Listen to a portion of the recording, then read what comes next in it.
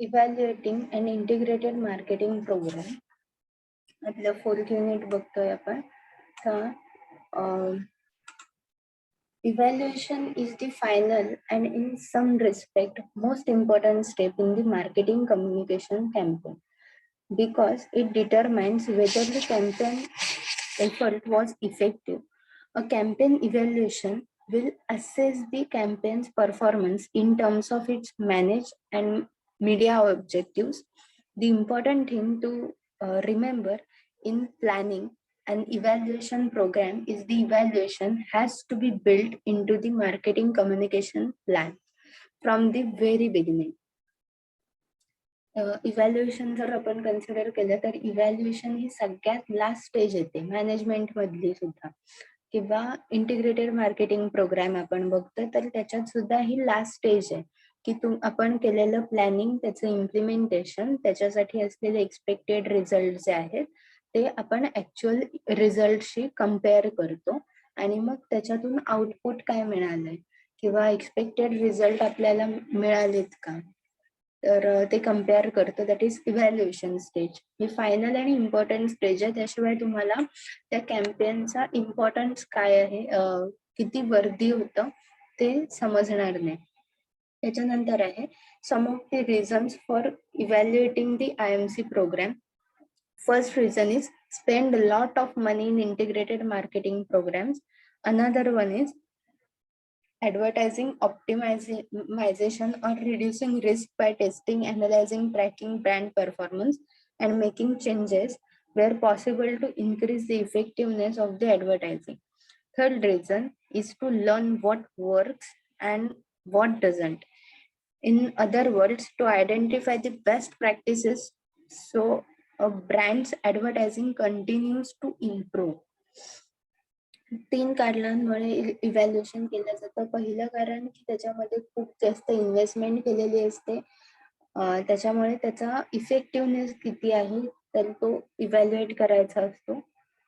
दुसरं रिझन आहे की त्याच्यामध्ये हे टेस्टिंग असतं की ऍडव्हर्टायझिंग मधलं कुठलंही मीडियम जर वर्किंग मध्ये नसेल किंवा तितकं आउटपुट देत नसेल, त्याचे रिझल्ट तेवढे मिळत नसतील, तर एकतर त्याच्यामध्ये जास्त इन्व्हेस्ट करायला पाहिजे किंवा ते मीडियम जे आहे तर त्या ऍडव्हर्टाइजमेंटसाठी यूज करायला नाही पाहिजे, त्याच्यातली इन्व्हेस्टमेंट काढून घ्यायला हवी. त्याच्यानंतर ब्रँडचा परफॉर्मन्स ट्रॅक करता येतो. नेक्स्ट आहे थर्ड जो आहे की त्याच्या ब्रँडच्या ऍडव्हर्टाइजमेंट मध्ये कंटिन्यू इम्प्रुव्हमेंट करता येते आणि त्याच्या ज्या प्रॅक्टिसेस आहेत, परफॉर्मन्स आहे ब्रँडचा, तर तो सुद्धा ट्रॅक करता येतो. त्या परफॉर्मन्स बद्दल कळतं कारण आपण फीडबॅक सुद्धा कन्सिडर करत असतो कस्टमर्सचे. त्याच्यानंतर आहे evaluation process in IMC, judgement of an experience manager or professionals.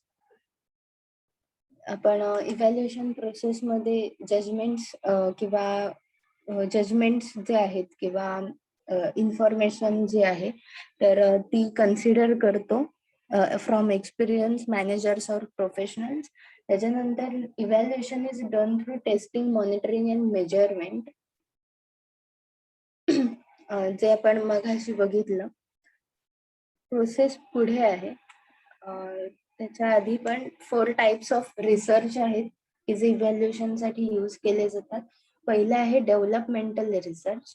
Developmental research मध्ये आपण जी आयडिया इम्प्लिमेंट केली आहे किंवा आता एक्झिस्टिंग रिझल्ट आपल्याला जो मिळतोय, ज्या स्ट्रॅटर्जीने किंवा ज्या आयडियाने मिळतोय त्याच्यामध्ये अजून इम्प्रुव्हमेंट करता येईल की नाही, तर ती कशा पद्धतीने करता येईल तो रिसर्च जो आहे तर तो डेव्हलपमेंटल रिसर्च आहे. नंतर आहे कॉन्करंट रिसर्च. कॉन्करंट रिसर्च मध्ये tracking studies, test marketing monitors, ह्याच्यामध्ये क्वालिटेटिव्ह आणि क्वांटिटेटिव्ह दोन्ही प्रकारचे रिसर्च जे आहेत तर ते यूज केले जातात with the help of focus group. त्याच्यानंतर आहे post testing research, impact after campaign. की एखादं कॅम्पेन रन केल्यानंतर त्या कॅम्पेनचा इम्पॅक्ट काय होतो. म्हणजे एखादं मार्केटिंग कॅम्पेन किंवा ऍडव्हर्टाइजमेंट कॅम्पेन आपण जर करत असू, तर ते कॅम्पेन झाल्यानंतर आपल्याला त्याचा काय इम्पॅक्ट बघायला मिळतो, किती प्रॉफिट मेकिंग आहे, किती अवेअरनेस होतोय, किती लोकांपर्यंत रीच झालंय. हा पोस्ट टेस्टिंग रिसर्च आहे. आणि नेक्स्ट आहे डायग्नोस्टिक रिसर्च. डायग्नोस्टिक रिसर्च वर आपण एक्झाम्पल कन्सिडर करू शकतो की मेडिकल ट्रीटमेंट ज्या आहेत तर त्या डायग्नोस्टिक रिसर्च असतात. ठीक आहे. म्हणजे एखादा पर्सन जर हेल्थ इश्यू सफर करतोय तर त्याचं डायग्नोसिस केलं जातं आधी की त्याला काय नक्की प्रॉब्लेम आहे आणि मग ट्रीटमेंट प्रोव्हाइड केली जाते. त्याच्यानंतर आहे मेसेज इव्हॅल्युएशन.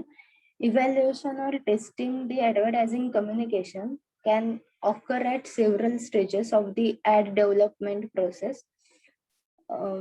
मेसेज इव्हॅल्युएशन मध्ये ऍडव्हर्टाइजमेंट थ्रू जो मेसेज प्रोव्हाइड केला जातोय, ज्या पद्धतीने अपील केलं जातंय ते इव्हॅल्युएट केलं जातं की ते इमोशनल अपील जर आहे किंवा जी स्ट्रॅटर्जी यूज केली जाते तर ती वर्क होतीये का. त्याच्यानंतर आहे advertising tracking research to test advertising effectiveness. आणि मग ह्याच्यामध्ये ट्रॅक कसला केला जातो तर brand awareness, advertising awareness, advertising message recall, brand awareness, brand trial etcetera. Advertising tracking message मध्ये महिन्याभराचा पिरियड असेल समजा, ठीक आहे. तर ज्या ऍडव्हर्टाइजमेंट आपण ऑन एअर किंवा टेलिव्हिजन असतील तर त्या किती लोकांपर्यंतचा रीच जो आहे तर तो कम्प्लीट करतायत. मार्केटमध्ये त्या ऍडव्हर्टाइजमेंटमुळे सेल किती वाढतोय, त्या ब्रँड बद्दल किती लोक अवेअर आहेत, तो ब्रँड किती लोक परचेस करतायत, ऍडव्हर्टाइजमेंटचा मेसेज किती लोकांना समजतोय, या गोष्टी त्याच्यामधून कन्सिडर केल्या जातात. म्हणून ऍडव्हर्टाइजमेंट ट्रॅकिंग रिसर्च. नंतर आहे copy testing. Copy testing is a formal method to evaluate effectiveness of ad either in draft form or after it has been executed. Copy testing मध्ये ऍडव्हर्टाइजमेंटचा इफेक्टिव्हनेस किती होतोय. ठीक आहे. म्हणजे बऱ्याचदा असं होतं की ऍडव्हर्टाइजमेंट ज्या आहेत तर त्या फक्त बघितल्या जातात, त्याचा इफेक्टिव्हनेस ऍक्च्युअल मध्ये बघायला मिळत नाही. म्हणजे ते प्रोडक्ट्स लोक परचेस करत नाहीत. तर तो परचेस जो आहे किंवा त्याचा इफेक्टिव्हनेस जो आहे तर तो मेजर केला जातो कॉपी टेस्टिंग मेथडने. आयदर तो ड्राफ्टने किंवा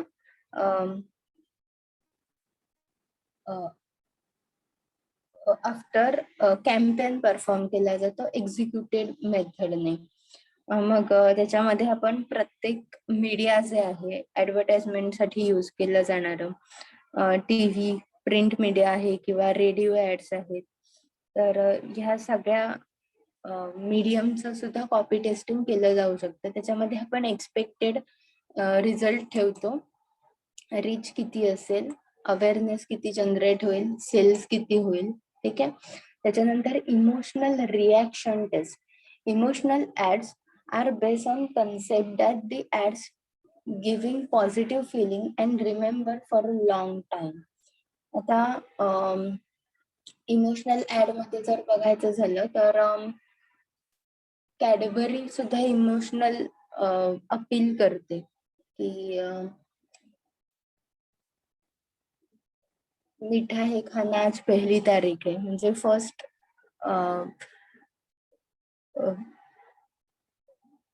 मंथच्या फर्स्ट डेला प्रत्येकाची सॅलरी होत असते, तर मग ते सेलिब्रेशन, ठीक आहे.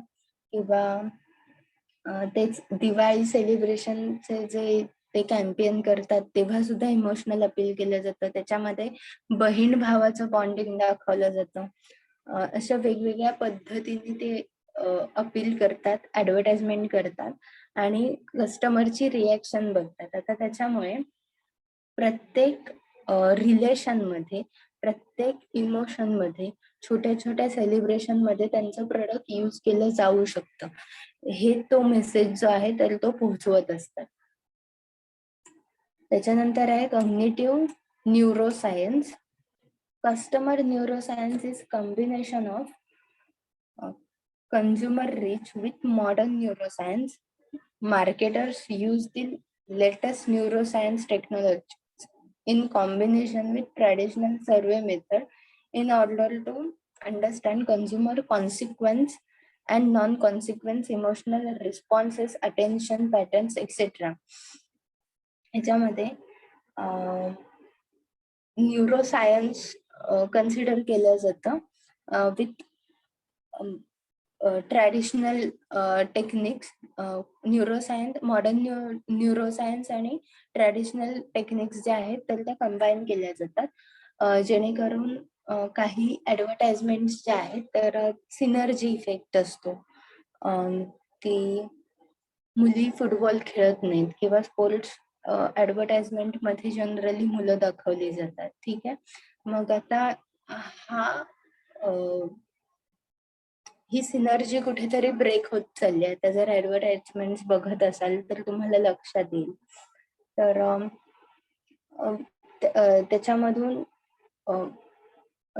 इमोशनल रिस्पॉन्स जो आहे किंवा दुसरं एक आहे की कंटिन्युअस ऍडव्हर्टाइजमेंट मेथडमुळे आता conscious and non conscious method जर कन्सिडर केली तर आपल्याला बेबी प्रोडक्ट्सच्या बाबतीत बरेच प्रोडक्ट्स मार्केटमध्ये अवेलेबल आहेत, पण बेबी प्रोडक्ट म्हटल्यावर आपल्याला पहिलं जॉन्सन अँड जॉन्सनच आठवतं. ठीक आहे, त्याच्यानंतर आहे online evaluation. The internet enables the consumers and companies to access the share vast information with just a click of button. Online evaluation easy आहे आता, कारण जेव्हा ऑनलाईन ऍडव्हर्टाइजमेंट पोस्ट केल्या जातात, समजा फेसबुक किंवा इंस्टाग्राम सारखे सोशल मीडिया अकाउंट्स यूज केले जातात किंवा वेब पेजेस आहेत, तर त्यांना किती लोक व्हिजिट करतात, किती लोकांनी ते शेअर केलेत, हे आपल्याला इझिली इव्हॅल्युएट करता येतं आणि त्याच्यावरून आपल्याला रिझल्ट कॅल्क्युलेट करता येतं, अनालाइज करता येतो की सेल्फ लीड जनरेशन किती आहेत. ज्यांनी व्हिजिट केलंय, ज्यांनी क्वेश्चन पोस्ट केले, क्वेरीज विचारल्यात, तर ते काय आहे, लीड जनरेट झाले. त्याच्यानंतर डेटाबेस जनरेट होतो, तुम्हाला तुमची इन्फॉर्मेशन विचारली जाते त्याच्यामध्ये. त्याच्यानंतर प्रोडक्ट इन्क्वायरीज किती होत आहेत, सेल्स रिस्पॉन्स कसा आहे, प्रॉफिटेबिलिटी किती होतीये, return on investment on that particular campaign हे सुद्धा इव्हॅल्युएट केलं जातं. त्याच्यानंतर आहे बिहेवियरल इव्हॅल्युएशन. त्याच्यामध्ये इन्क्वायरी, परचेस, रिपर्चेस एक्सेट्रा ह्या गोष्टी इव्हॅल्युएट केल्या जातात. कारण काही इंडिव्हिज्युअल जर बघितले आपण तर ते फक्त इन्क्वायरी करणारे असतात. काही जण परचेस करतात की ज्यांनी फर्स्ट टाइम परचेस केलेलं असतं, आणि काही जण जे आहेत तर त्यांनी ऑलरेडी परचेस केलेलं असतं, ते प्रोडक्ट यूज केलेलं असतं आणि ते प्रोडक्ट ते पुन्हा रिपर्चेस करण्यासाठी आलेले असतात. बिहेवियरल मध्ये आपण 3 टाईप बघू शकतो. त्याच्यानंतर आहे sales and response rate.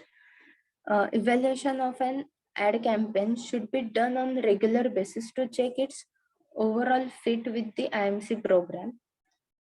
Cells and response rate जो आहे तर त्याच्यामध्ये पण कन्सिस्टन्सी असायला पाहिजे. त्याच्यामुळे ऍडव्हर्टाइजमेंट कॅम्पेन जे आहेत तर ते रेग्युलर बेसिसवर असायला पाहिजेत. असं नाही झालं की नवीन प्रोडक्ट लॉन्च झालंय म्हणून 3 महिने ऍडव्हर्टाइजमेंट केली आणि नंतर अजिबात कुठेही ऍडव्हर्टाइजमेंट नाहीये, तर त्या कस्टमरला आपण रिकॉल करण्यासाठी सुद्धा आपल्याला ऍडव्हर्टाइजमेंट कराव्या लागतात. त्याच्यानंतर आहे Popeye, that is Point of Purchase Advertising International. Popeye offers brand marketers, retailers, and producers of in-store advertising a world of information, networking opportunities, and education, providing tools needed to do their jobs better and increase their product sales. Popeye जे आहे तर ते brand marketing साठी retailers किंवा producers किंवा information जी आहे तर ती लोकांपर्यंत पोहोचवणं, मग ब्रँड बद्दल अवेअर करणं, त्यांना एज्युकेट करणं, टूल्स प्रोव्हाइड करणं, ह्या पद्धतीने सेल्स जो आहे तर तो इन्क्रीज करत असतात. Popeye has found that point of purchase forms that have greatest impact on sales are display that tie in with entertainment, sports, or charities. In addition to getting attention in crowded sales and promoting impulse purchases, marketers are design point of purchase efforts to complement other promotional campaigns. As a part of getting attention, retailers appreciate point of purchase ideas that build store ambience. Point of purchase जे आहे तर ते Popeye मधली सगळ्यात best method consider केली जाते की आपण काही स्पोर्ट्स किंवा एंटरटेनमेंट प्रोग्राम जे लॉन्च करतो किंवा स्पॉन्सर करतो तर तिथे सुद्धा हे प्रोडक्ट ठेवलेले असतात की जेणेकरून तिथून त्यांचा सेल होईल. पॉइंट ऑफ परचेस, ठीक आहे, आणि हा मॅक्सिमम होतो. त्याच्यानंतर आहे toll free number. Toll free number तुम्हाला माहितीये की हल्ली बऱ्याचशा ऑर्गनायझेशन त्यांचे टोल फ्री नंबर मॅन्युफॅक्चरिंग पण आहेत, सर्व्हिस बेस्ड पण आहेत, टोल फ्री नंबर प्रोव्हाइड करतात. जेणेकरून इन्क्वायरी करायची असेल किंवा कंप्लेंट असेल, काही क्वेरीज असतील तर त्या त्यांना त्या टोल फ्री नंबरवर कॉल करून सॉल्व्ह करता येऊ शकतात. आणि टोल फ्री नंबर लक्षात ठेवायला पण सोपे असतात, त्याला काही चार्जेस नाहीयेत मुळात. त्याच्यानंतर 24/7 त्यांचे सर्व्हिसेस सुरू असतात. टोल फ्री नंबर किती हेल्पफुल किंवा युजफुल आहे तर पहिला आहे it helps improve customer satisfaction. दुसरं आहे it is easy to remember. Third credibility. Fourth portability. Fifth marketing tool. कस्टमरचे जे क्वेरीज त्यांचे प्रॉब्लेम जर सॉल्व्ह केले तर त्यांचे असलेलं बॉन्डिंग जे आहे कंपनीचं तर ते स्ट्रॉंग होणार आहे. त्याच्यामुळे कस्टमर सॅटिस्फॅक्शन इन्क्रीज होणार आहे आणि रिलेशन पण चांगलं होणार आहे कस्टमरशी. त्याच्यानंतर इझी टू रिमेंबर हा पॉइंट सांगितला. टोल फ्री नंबर तसेच सेट केलेले असतात. त्याच्यानंतर क्रेडिबिलिटी आहे की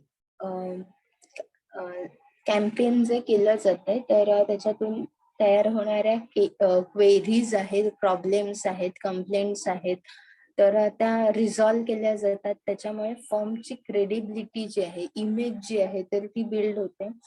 पोर्टेबिलिटी आहे, वेगवेगळ्या लोकेशन्सवर सुद्धा तुम्हाला ते टोल फ्री नंबर यूज करता येऊ शकतात, एनी टाइम यूज करता येऊ शकतात.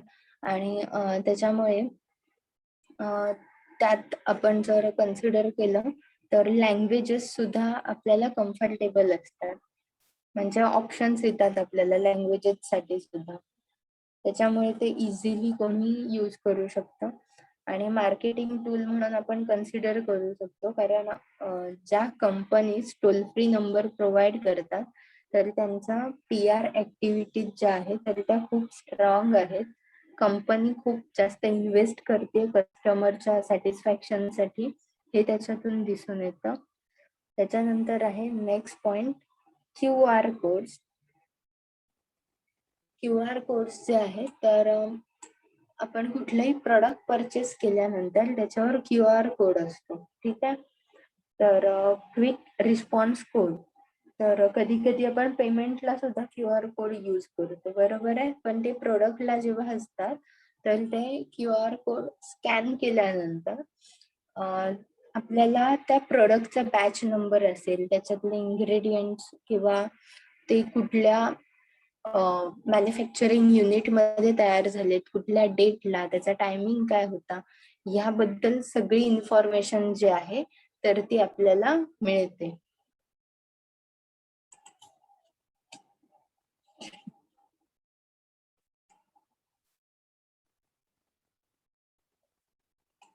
त्याच्यानंतर आहे फेसबुक लाईक्स. फेसबुक लाईक आपण सोशल मीडिया मधलं कन्सिडर करू शकतो. सोशल मीडिया अकाउंट मध्ये फेसबुक येतं, ठीक आहे. पण फेसबुकचे लाईक्स तर ते पेज किती लोकांनी व्हिजिट केलंय, त्या पेजला किती लाईक्स मिळाले, ते पेज किती लोकांनी शेअर केलंय, तर हे सुद्धा आपण अनालाइज करू शकतो. त्याच्यानंतर रिस्पॉन्स कार्ड्स आहेत. रिस्पॉन्स कार्ड्स मध्ये these are one of the method of measuring behavior. The customer information form are fill out at the time of inquiry. The disadvantage in this method is less data is obtained.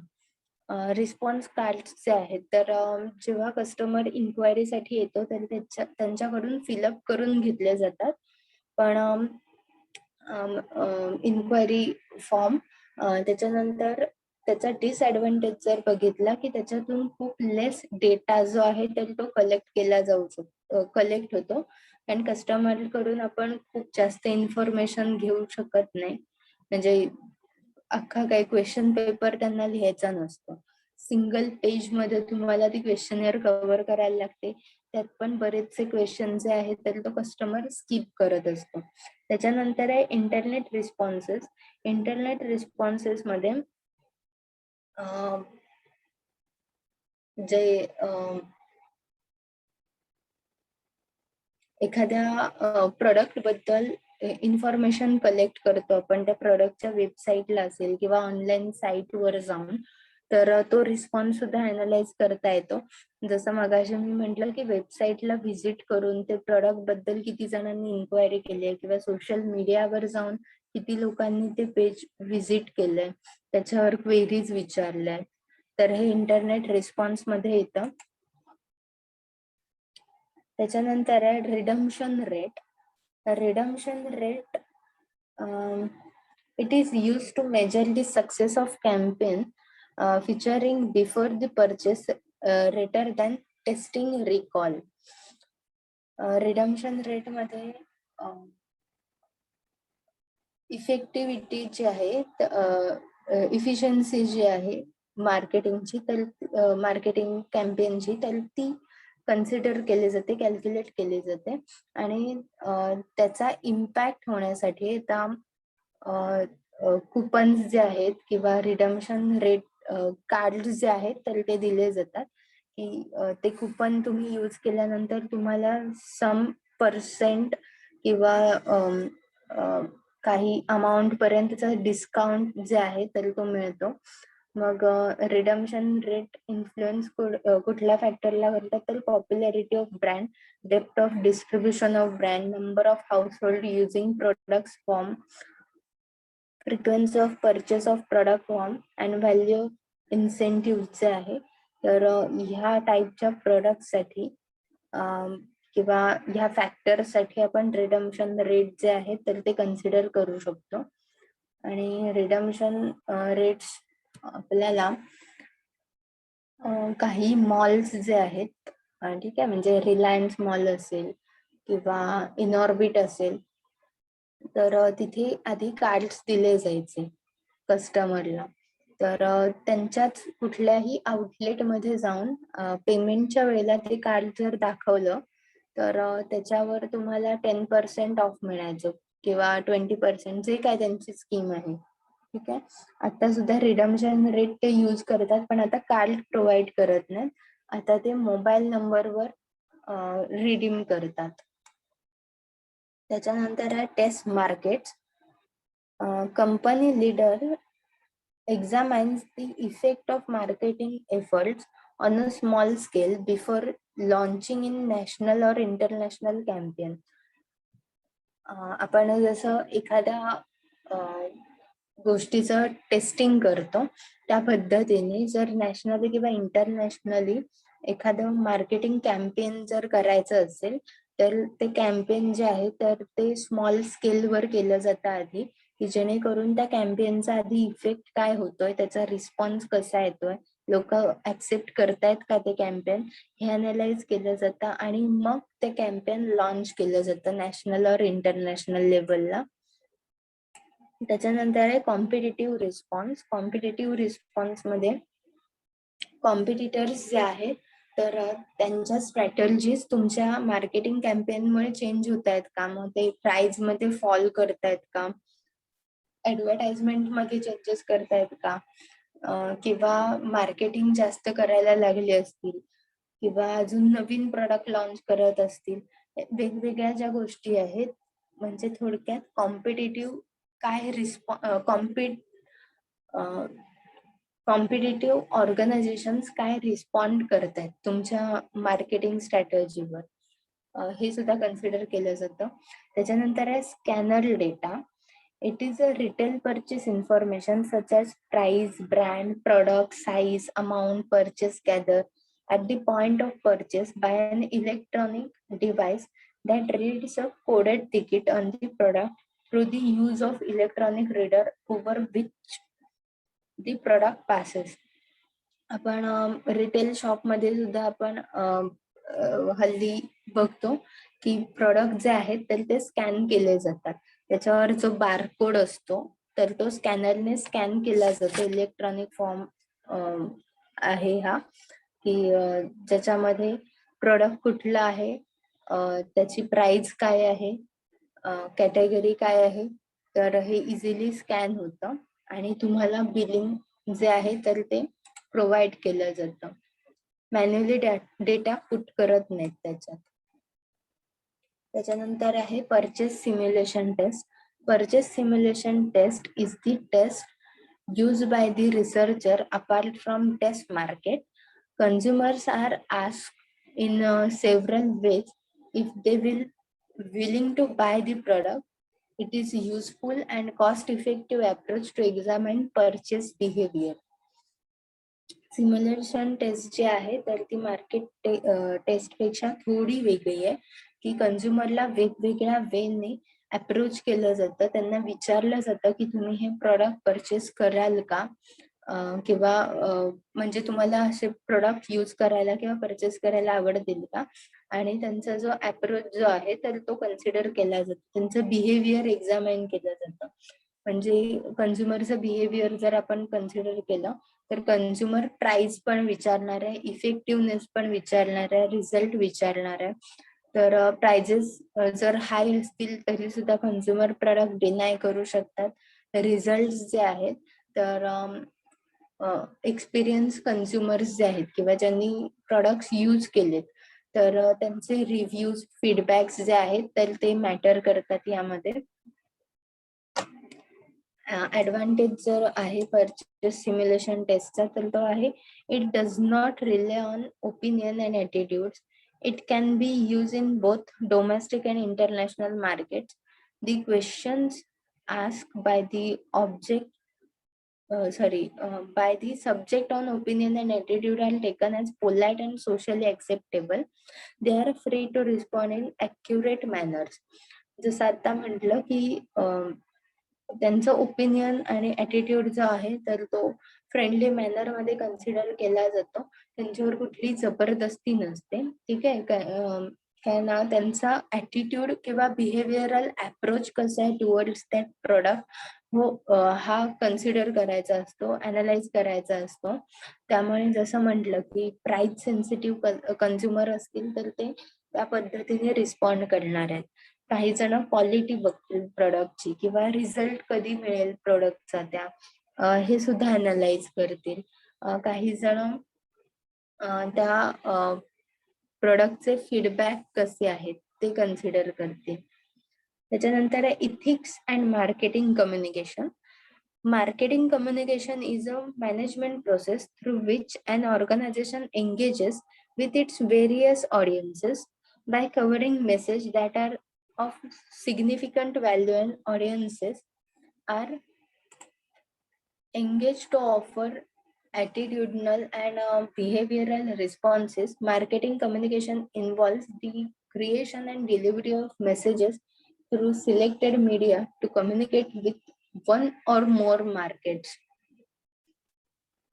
आपल्याला marketing communication माहितीये, marketing communication शिवाय marketing जे आहे तर ते करणं अवघड आहे. आणि त्याच्यामुळे आपल्याला मार्केटिंग कम्युनिकेशन काय रोल प्ले करतं, तर reaching out effectively to each and every customer segment, then educate the market about the products and services of the company, pursue the potential customer to buy the product, and fourth, inform the news media the important facts of the organization. आता याच्यात 4 role आहेत. पहिलं की प्रत्येक consumer पर्यंत पोहोचण्यासाठी हा effective वे आहे. मग कम्युनिकेशन मध्ये आपण दोन्ही फॉर्म बघतो की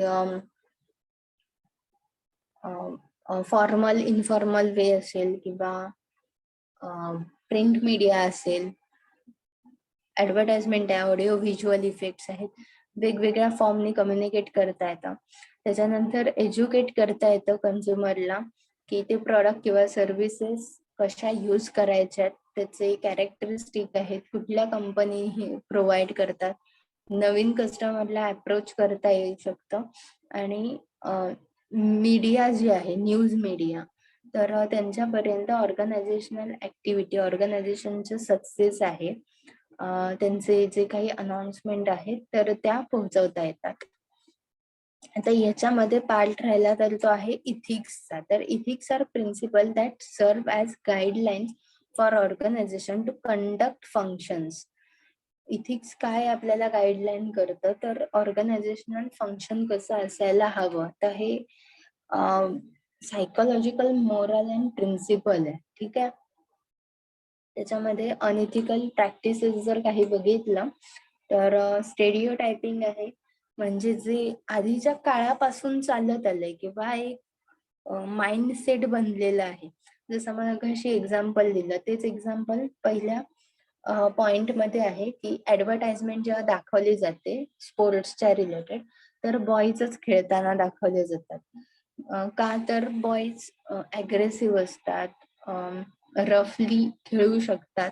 आणि गर्ल्सना जर ऍडव्हर्टाइजमेंट मध्ये घ्यायचं असेल तर मग एखादं वेगळं प्रॉडक्ट जे असेल, ब्युटी प्रोडक्ट्स असतील किंवा बाकीचे काही प्रोडक्ट्स असतील, तर त्याच्यामध्ये पोर्ट्रे केलं जातं त्यांना.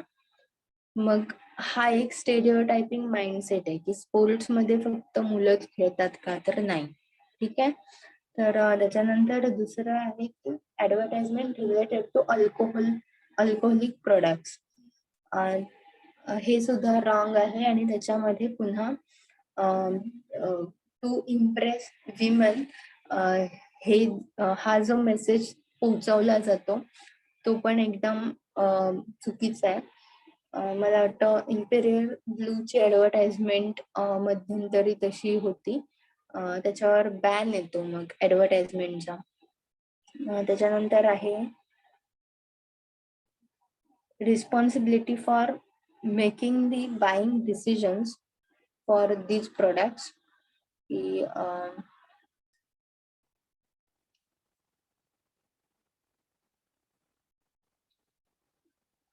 For example household related सगळे डिसिजन्स फक्त विमनच घेते. विमन हाऊस वाईफच म्हणून दाखवली जाते ऍडव्हर्टाइजमेंट मध्ये सुद्धा.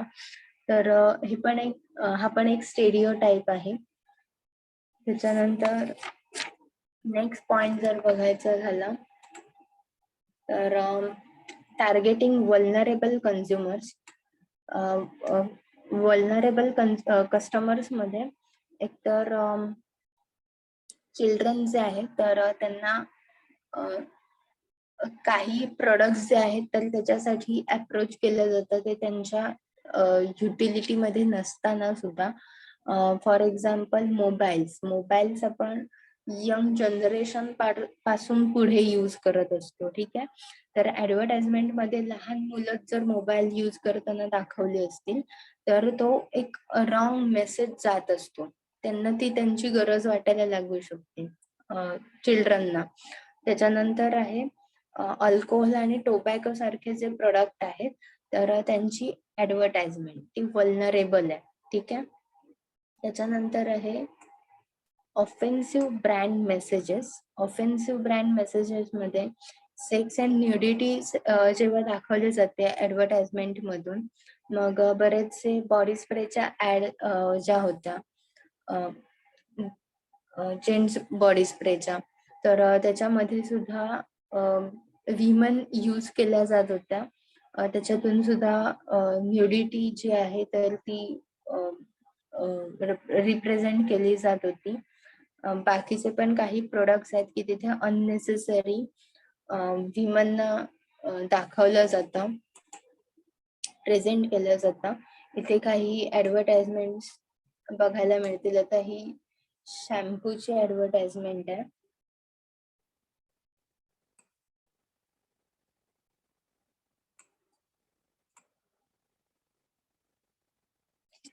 नेक्स्ट आहे लीगल इश्यूज. लीगल इश्यूज मध्ये mistreating employees, financial misconduct, representation. Treating employees मध्ये व्हिसल ब्लोअर जे आहेत की जे कंपनी मधल्या अनएथिकल प्रॅक्टिसेसच्या विरुद्ध जातात किंवा बोलतात, तर त्यांना थ्रेटन केलं जातं, त्यांना फायर करण्याची धमकी दिली जाते.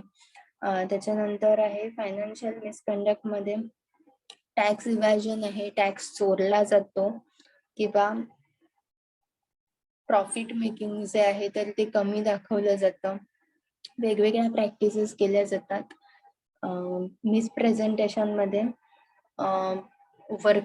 वर्कप्लेस कंडिशन ज्या आहेत तर त्या फेक दाखवल्या जातात किंवा एम्प्लॉईजचा नंबर जो आहे, number of employees working in the organisation, तर त्याचं पण मिसप्रेझेंटेशन केलं जाऊ शकतं. प्रोडक्ट जे आहेत तर ते सुद्धा मिसप्रेझेंट केले जातात की जे सेफ्टी नसते त्या प्रोडक्ट्सना किंवा ते प्रोडक्ट तितका रिझल्ट देऊ शकत नाहीत, तरी सुद्धा त्याच्यात ऍडिशन करून ते दाखवले जातात, त्या पद्धतीने प्रेझेंट केले जातात. त्याच्यानंतर आहे कमर्शियल फ्री स्पीच. आपल्या इथे फ्री स्पीच आहे. ठीक आहे. तर advertising is a type of commercial speech. It has been defined by the Supreme Court as a speech where the speaker is more likely to be engaged in commerce, where the intended audience is commercial or actual or potential consumers, and where the content of the message is commercial in character. Commercial free speech मध्ये आपण product किंवा organisation जे आहे तर त्याच्या regarding information जी pass करतो, त्याच्याबद्दल जे बोलतो, ऑडियन्सला कन्व्हे करत असतो किंवा त्यांच्यापर्यंत मेसेज फक्त पोचवत असतो, त्याच्या युटिलिटीज आणि सर्व्हिसेस सांगत असतो, तर हे सगळे कमर्शियल स्पीच मध्ये कन्सिडर होतात. त्याच्यानंतर आहे मिसलिडिंग क्लेम्स. मिसलिडिंग क्लेम्स मध्ये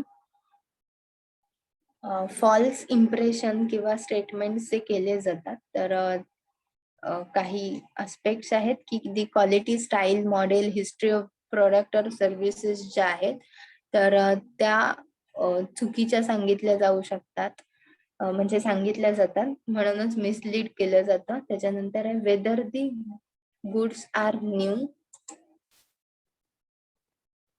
दी sponsorship, performance characteristics, accessories, benefits, or use of product and services, then the ability of repair facilities or spare parts, the need for the goods or services, any other exclusion on the goods and services.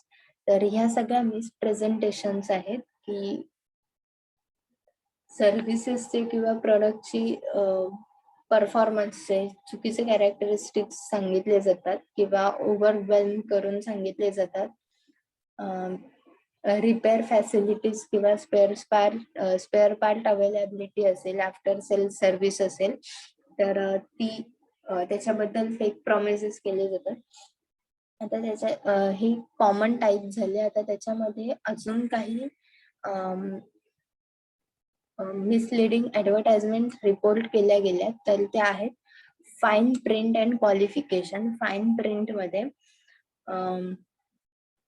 आपल्याला free हा tag लावून advertisement जे सांगितले जातात, तर त्याच्या खाली खूप बारीक अक्षरामध्ये स्टार मार्क करून तिथे टर्म्स अँड कंडिशन लिहिलेले असतात.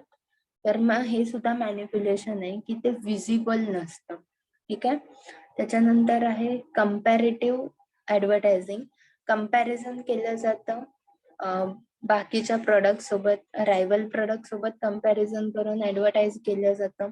त्याच्यानंतर आहे बेट advertising, products that are not available or available only in very limited quantity. तर ह्या पद्धतीचं प्रमोशन जे आहे तर ते सुद्धा चुकीचं आहे की प्रोडक्ट्स अवेलेबल नसताना सुद्धा त्याचं ऍडव्हर्टाइजमेंट केलं जातं किंवा ते खूप लिमिटेड क्वांटिटी मध्ये असताना ऍडव्हर्टाइज केलं जातं, जे की नंबर ऑफ कन्झ्युमर्स जे आहेत, पोटेन्शियल कन्झ्युमर मार्केटमध्ये खूप जास्त क्वांटिटी मध्ये आहेत आणि प्रोडक्ट तुमच्याकडे खूप स्मॉल क्वांटिटी मध्ये आहेत. त्याच्यानंतर एन्व्हायरमेंटल क्लेम. ग्रीन ऍडव्हर्टाइजमेंट किंवा ग्रीन प्रोडक्ट म्हणून जे सांगितलं जातं, फुल्ली रिसायकल होऊ शकेल किंवा एन्व्हायरमेंटली सेफ प्रोडक्ट आहे म्हणून क्लेम केले जातात. ऍक्च्युअल मध्ये तसे ते प्रोडक्ट नसतात. तर इथे काही एक्झाम्पल्स आहेत, तर ते तुम्ही बघू शकता. त्याच्यानंतर आहे पफरी. पफरीमध्ये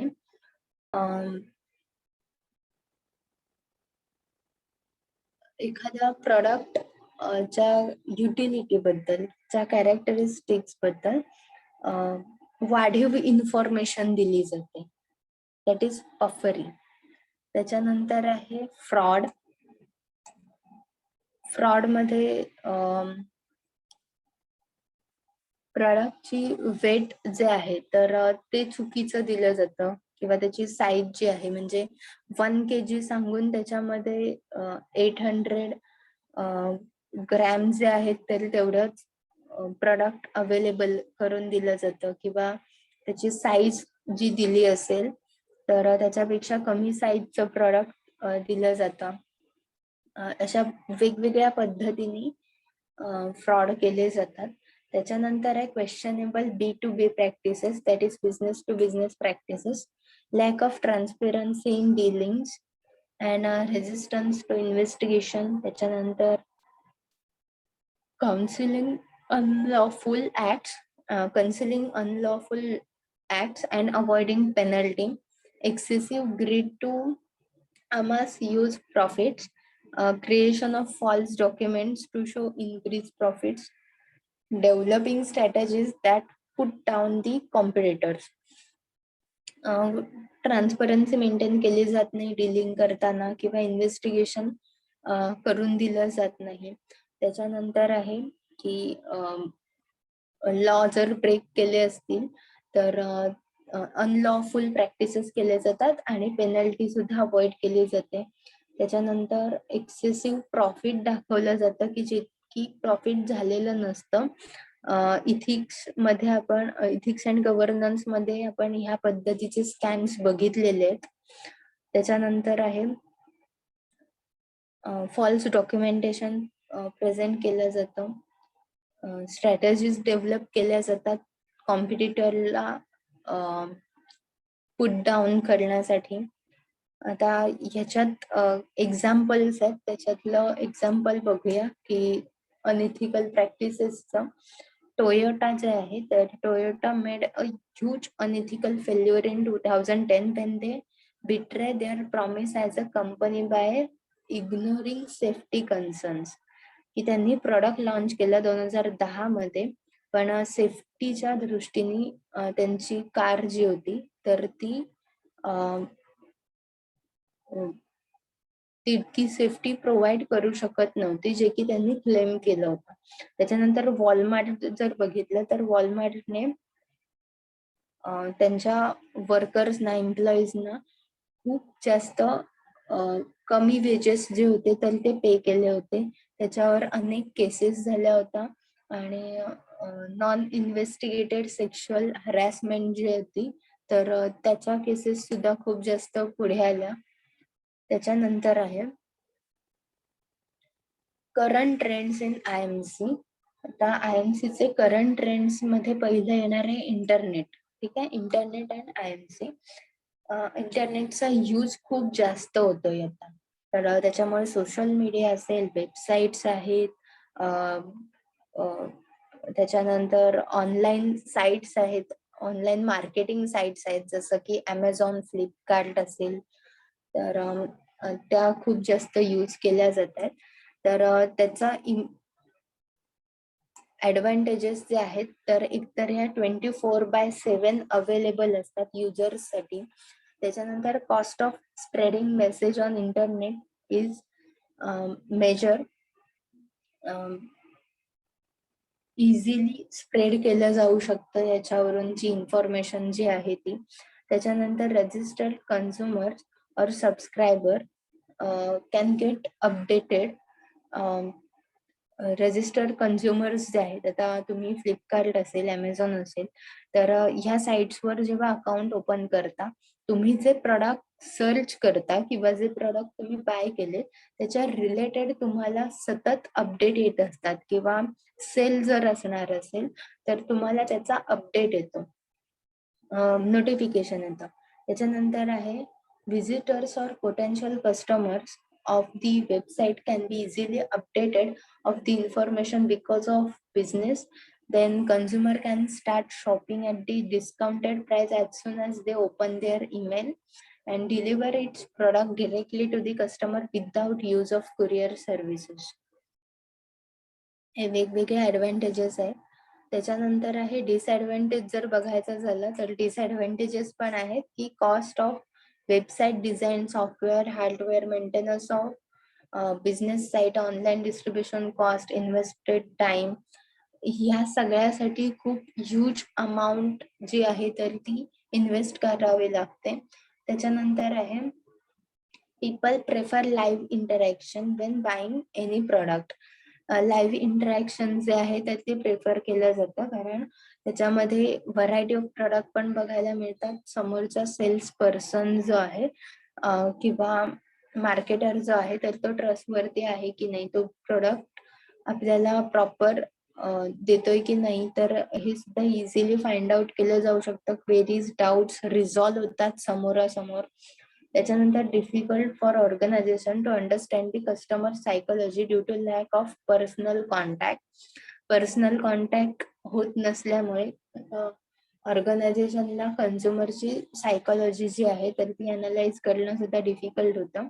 आणि नेक्स्ट आहे सिक्युरिटी इश्यूज, कारण ती इन्फॉर्मेशन जी आहे त्या साईटवरची तर ती सुद्धा हॅक केली जाऊ शकते.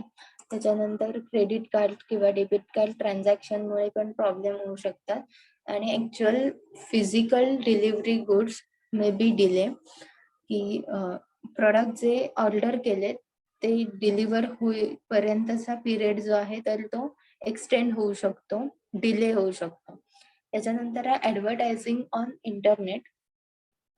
ऍडव्हर्टायझिंग ऑन इंटरनेटमध्ये पुन्हा ई बॅनर्स आहेत किंवा पॅम्पलेट्स, मॅन्युअल्स असतील, त्याच्या थ्रू ऍडव्हर्टाइजमेंट केली जाते. तर ऍडव्हान्टेजेस आहेत एक्सटेन्सिव्ह कव्हरेज, कारण वायडर स्प्रेड आहे आणि इन्फॉर्मेशन इझिली स्प्रेड केली जाऊ शकते. त्याच्यानंतर आहे large variety of information. Variety of information provide केली जाते. त्याच्यानंतर strong interaction with sensory, online booking, trading, settlement through online advertising, ह्या गोष्टी सुद्धा केल्या जाऊ शकतात. लेटेस्ट अँड अपडेटेड इन्फॉर्मेशन मिळते. लगेच इन्फॉर्मेशन अपडेट केली जाते इंटरनेटवर आणि ॲक्युरेट डिलिव्हरी गोल्स की टाइमली डिलिव्हर केले जातात गुड्स. समजा 5 डेज डिलिव्हरी सिस्टीम असेल तर 5th डे पर्यंत तुम्हाला गुड्स जे आहेत तर ते डिलिव्हर झालेले असतात. डिसएडव्हान्टेज मध्ये मिसट्रस्ट ऑफ युजर्स, स्कॅमचे चान्सेस असतात, त्यामुळे ऑनलाईन शॉपिंग प्रेफर केलं जात नाही. त्याच्यानंतर internet advertising is hi competition and wide range of goods and service provided. Reduce response, user stop noticing it. की कॉम्पिटिशन सुद्धा इंटरनेट ॲडव्हर्टायझिंग मध्ये हाय आहे आणि जास्तीत जास्त स्पॅम मेसेजेस जे आपल्याला येतात या साइट्स कडून, तर ते आपण एका पॉइंट नंतर इग्नोर करायला लागतो. हा डिसएडव्हान्टेज आहे. त्याच्यानंतर PR थ्रू इंटरनेट बॅनर.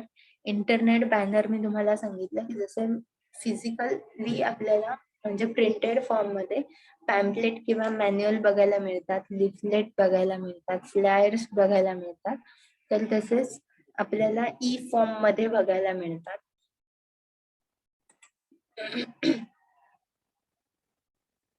मग त्याच्यामध्ये एक्झाम्पल कन्सिडर करायचं झालं तर get free access for 5 days आहे किंवा स्टार्ट अ फ्री ट्रायल यासारखे कंटेंट असलेले बॅनर जे आहेत तर ते आपल्याला बघायला मिळतात. आणि व्हॉट टू लर्न मोर, तर कोर्सेसच्या रिलेटेड असतील तर मग मॅथ, हिस्ट्री, इंग्लिश, सॅट एक्सेट्रा ह्या पद्धतीने सुद्धा ऍडव्हर्टाइजमेंट केली जाते एखाद्या इन्स्टिट्यूटची असेल तर. त्याच्यानंतर sales promotion on internet. Sales promotion मध्ये ऑनलाईन कुपन्स जे असतील किंवा डिस्काउंट असतील तर ते आपल्याला बघायला मिळतात. तुम्हाला काही कोड येतात किंवा तुम्ही जेवढ्या ऑनलाईन साईटचा यूज करता तर रिडम्पशन पॉइंट्स जे आहेत तर ते तुमच्या अकाउंटला तयार होत असतात. नेक्स्ट आहे डायरेक्ट मार्केटिंग ऑन इंटरनेट. मग त्याच्यामध्ये बॅनर ऍड्स आहेत, व्हिडिओज, ग्राफिक, मार्केटिंग प्रोडक्ट आणि सर्व्हिसेस जे आहेत तर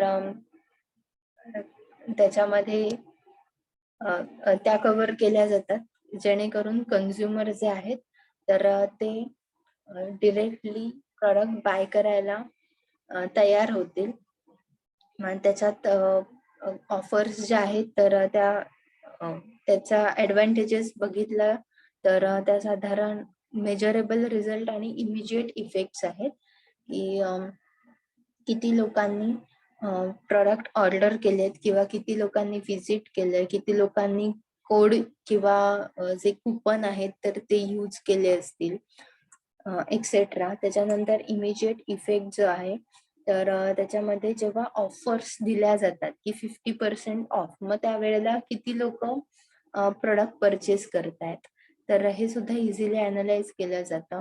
फ्रिक्वेंटली परचेस करणारे कन्झ्युमर्स अनालाइज केले जातात.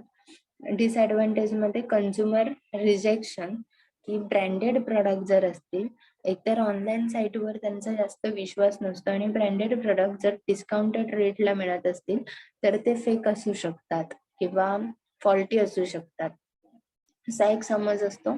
आणि दुसरं आहे लास्ट पॉइंट की लिमिटेड रीच आहे त्याचा, की जे कन्झ्युमर्स ऑनलाईन साइट्स यूज करत नाहीत किंवा इंटरनेट हे मीडियमच यूज करत नाहीत, ते अवेअर नाहीयेत, तर त्यांच्यापर्यंत डिरेक्ट इंटरनेट मार्केटिंग जे आहे तर ते पोहोचणारच नाहीये. त्यामुळे लिमिटेड रीच आहे.